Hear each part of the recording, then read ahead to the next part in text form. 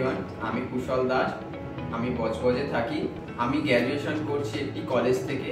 তার পাশাপাশি professional course কি করা যায় সেজন্য আমি ইন্টারনেট সার্ফিং করেছি। সেখানে আমি ওয়েবস্কিডার একাডেমি খোঁজ পাই। ওয়েবস্কিডার একাডেমিতে আসি, এসে ওনাদের সাথে কথা বলি এবং আমি সেখানে ওয়েব ডিজাইন কোর্স চুজ করি এবং সেখানে কোর্স স্ট্রাকচার খুবই সুন্দর, অ্যাফোর্ডেবল এবং সেখানে আমি ভর্তি হয়ে যাই।